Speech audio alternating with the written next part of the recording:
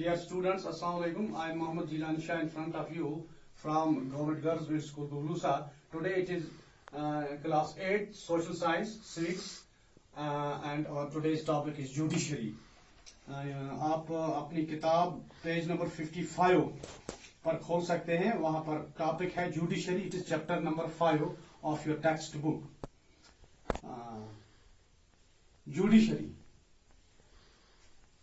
मैंने आपको परसों बताया कि इंडिया का जो पॉलिटिकल सिस्टम है, इसमें पार्लियामेंट कानून बनाता है या कोई ऐसा कानून हो जिसकी अब स्टेट को जरूरत नहीं हो, वो कानून वो खत्म भी कर सकते हैं. अब जो कवानीन इंडिया में हैं, जो यहां पर कवानीन जो है कि इस वक्त हमारे कॉन्स्टिट्यूशन ऑफ इंडिया में मौजूद हैं, उस कॉन्स्टिट्यूशन ऑफ इंडिया को इन्फोर्स कैसे किया जाता है, उसके लिए कौन सा इदारा है जो लॉज को, जो कॉन्स्टिट्यूशन को इन्फोर्स करे. तो उसके लिए एक इदारा हमारे पास है जिसको हम कहते हैं judiciary.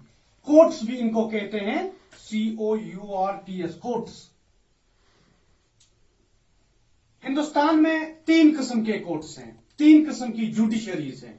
Number 1 is subordinate court, जिसको कहते हैं सबऑर्डिनेट जुडिशरी या कोर्ट.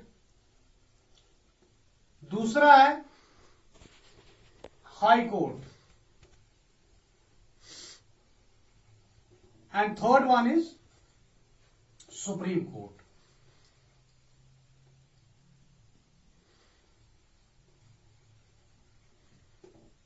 सबऑर्डिनेट कोर्ट जो है, इसका दूसरा नाम है डिस्ट्रिक्ट कोर्ट भी इसको कहते हैं. जब कोई भी डिस्प्यूट किसी जगह होता है, चाहे 2 आदमियों के बीच हो, 10 आदमियों के बीच हो, गांव और गांव के बीच हो, तो वो सबसे पहले इसी कोर्ट के पास जाते हैं, डिस्ट्रिक्ट कोर्ट में जाते हैं. डिस्ट्रिक्ट कोर्ट में ही वो कोशिश करते हैं कि अपना मसला हल होगा. वहां भी एक जज होता है, डिस्ट्रिक्ट जज जिसको कहते हैं. बाज़ाब्ता वहां वकालत होती है और मसले को हल किया जाता है. अगर कोई बड़ा मसला हो या यहां पर मसले का हल न निकल सके डिस्ट्रिक्ट कोर्ट में, तो उनको यह इख्तियार भी है, जिनका डिस्प्यूट हो वो हाई कोर्ट में जाते हैं. High court is the highest court of state. जो रियासतें होती हैं, इन रियासतों की सबसे बड़ी कोर्ट कौन सी है? High court. बस इसके अलावा courts of the state, court of the state, ये स्टेट की सबसे बड़ी अदालत होती है. अगर आप किसी भी स्टेट के अंदर कानूनी कार्रवाई करना चाहते हैं किसी के खिलाफ, तो आप हाई कोर्ट तक ही जा सकते हैं. हाई कोर्ट के ऊपर एक स्टेट में कोई अदालत नहीं होती है. जैसे पहले डिस्ट्रिक्ट कोर्ट में गए, डिस्ट्रिक्ट में सबसे बड़ा कोर्ट वही होता है, वहां पर आपका डिस्प्यूट हल नहीं हुआ, या आप डायरेक्ट भी हाई कोर्ट में जा सकते हैं. वहां पर आपने अपने मसले को, जो है कि वहां वकालत होती है, वकील होते हैं, जज होते हैं, वहां पर मामले को, जो कॉन्स्टिट्यूशन के लॉज हैं, उनको परखा जाता है, उनको देखा जाता है, और उन्हीं की बुनियाद पर जो है कि फैसले लिए जाते हैं. यहां पर जज होता है जो फैसला देता है. ये स्टेट की सबसे बड़ी जो है कि कोर्ट है. इसके बाद है supreme court. It is the court of country, court of country. इसका जो हेड ऑफिस है वो न्यू दिल्ली में है. हेड ऑफिस का कहां है? न्यू दिल्ली में. और यही जो है, यही कोर्ट जो है, ये मसले हल करता है कंट्री के. अगर बिटवीन स्टेट्स, एक स्टेट का, राजस्थान का यूपी के साथ कोई मसला हो, बिहार का आसाम के साथ कोई मसला हो, पंजाब का हरियाणा के साथ कोई मसला हो, स्टेट्स का मसला हो, ये भी यही कोर्ट, ये सुप्रीम कोर्ट जो है, ये मुल्क की सबसे बड़ी अदालत होती है. इसके ऊपर यहां पर कोई अदालत नहीं हो. यहां बिल्कुल कानून को अच्छी तरह परखा जाता है, वकालतें होती हैं, और जज, यहां सिंगल बेंच होता है, डबल बेंच होता है, ट्रिपल बेंच होता है. तो ये जो है कि फैसला देते हैं, जो बड़े बड़े फैसले हैं देश के. फॉर एग्जाम्पल, अयोध्या का मसला था, क्या कहते हैं इसको, राम मंदिर वर्सेस बाबरी मस्जिद, ये एक बड़ा मुद्दा था हिंदुस्तान में।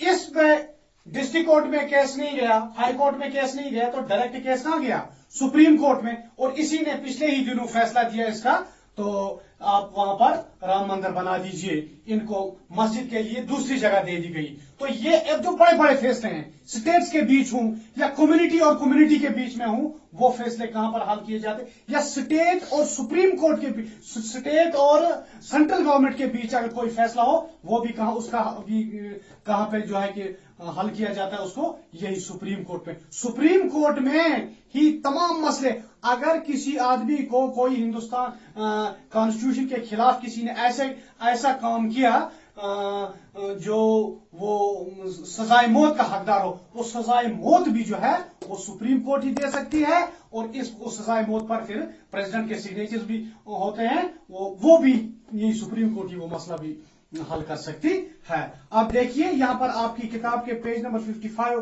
पे लिखा है, यही डिटेल लिखी है जो मैंने आपको बताया। Courts take decisions on a large number of issues. देखिए दूसरी बात जो मैं यहां पर बताना जरूरी चाहता हूं, समझता हूं कि हमें फंडामेंटल राइट्स होते हैं जो कॉन्स्टिट्यूशन ने दिए हैं। वहां पर लिखा है, मैंने आपको पहले ही बताया है, fundamental rights are given to a citizen so that he can develop his personality. वो अपने आप को डेवलप करे एजुकेशनली या रिलीजियस के लिहाज से या इकोनॉमिकली, कैसे वो अपने आप को डेवलप कर सकता है, उनके लिए उसको दिए जाते हैं, गवर्नमेंट की तरफ से हुकूक दिए गए हैं, कॉन्स्टिट्यूशन ने हुकूक दिए हैं, उनको कहते हैं फंडामेंटल राइट्स। फंडामेंटल राइट्स, बुनियादी हुकूक। इन बुनियादी हुकूक की, फॉर एग्जाम्पल एक फंडामेंटल राइट एक है right to get education, right to get education. India में it is a fundamental right. मैं एग्जाम्पल आपको बता रहा हूं, इंडिया में हर आदमी को, सिख है, मुसलमान है, यहूदी है, ईसाई है, हिंदू है, जो भी है, he has right to get education. Anywhere, जहां वो अपनी ताकत के लिहाज से, अपने पैसों के लिहाज से, अपनी कंडीशन के लिहाज से, जहां पर भी वो एजुकेशन हासिल करना चाहता है वो कर सकता है।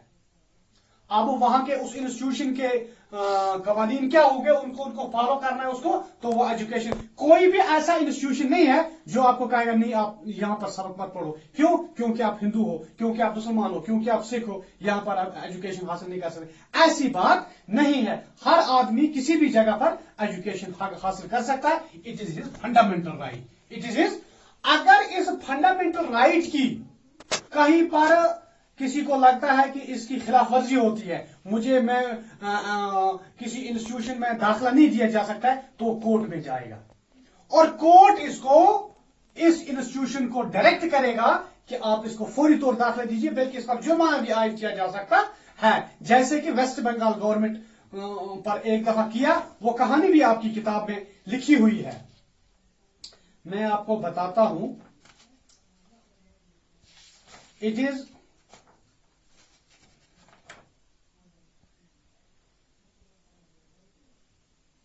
हाँ, चलो वो अभी आगे है, कल परसों मुद्री। वहां पर हुआ क्या, मैं ऐसे आपको बताऊंगा कि एक आदमी कोई बीमार हो गया, फिर उसको हॉस्पिटल में भर्ती नहीं किया गया किसी बिना की वजह पे वो फिर अदालत में गया, वहां पर अपना केस उसने रखा।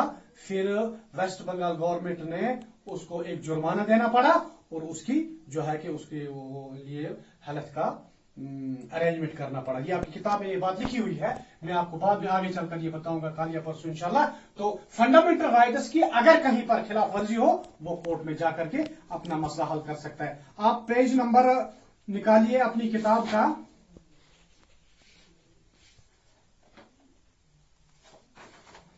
Page number 57। What is the supreme court of India? What is the structure of courts in India? There are 3 different levels of courts in our country. Page number 57 आपने निकाला। There are 3 different levels of courts in our country.